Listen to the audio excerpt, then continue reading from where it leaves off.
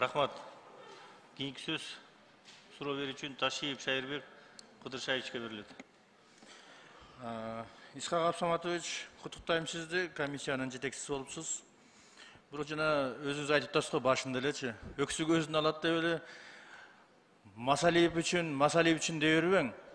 Себеби дегенде бүт Масалиев болмоктон Эшматов болсо дагы ал жерде 3 орун басар болсун дегенден кийин орун басар боло бериш керек. Масалиевди караш үчүн болбойт аларчы.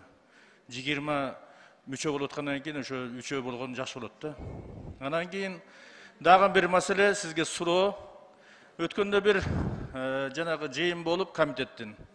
Ошондо өзүнүн жанагы каршы пикирини айта албай, өзүнүн сунушу өтпөй калып, анан кийин башкалары макулдош берип койгондон кол койбой койду бир коллегабыз. Билесиз да.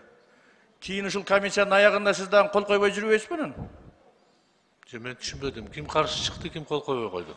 Жок, кийин ушул комиссиянын сиз каршы чыгып калган болсоңуз, эгерде башка мүчөлөрү көпчүлүгү бардыгы добуш берилип бүткөндөн кийин ушул протоколдун жыйынтыгына кол коесузбу? Дагы кол койбой жүрбөйсүзбү сиз дагы? Шайырбек Кыдыршаевич, ар бир депутаттын өзүнүн эрки бар. Комиссиянын төрагасы болобу, комиссиянын мүчөсү болобу, эгерде өзүнүн көз карашы болсо, алар бир өзү тарбиясына ылайыктуу иш кылат да. Принципиалдуу түшүнбөстүк болсо, төрагалыкты тапшырганга мен даяр болом. Эгерде бир багытта болсо, сиз айтканда мен түшүндүм.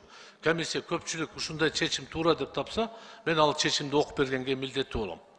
Ал эми өзүмдүн пикиримди ошол жерде айтылган протоколго эгер башка болуп калса, мен ошол жерде айтам.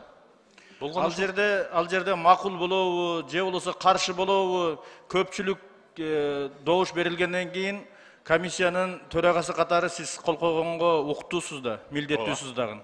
Ошон үчүн кол коесуз да баары бир. Милдеттүү болом. Ооба, ошондо сурайт дегем. Кийинен кийин кол койбой жүрбөйсүзбү дегеним. Башкалар окшоп. Шайырбек Кыдыршаевич, ишти баштайлычы. Рахмат. Алдын ала коркутуп койсоңор, мен кантип иштейм анан? Коркпоң, сиз коркотон адам эмессиз. Тамаша.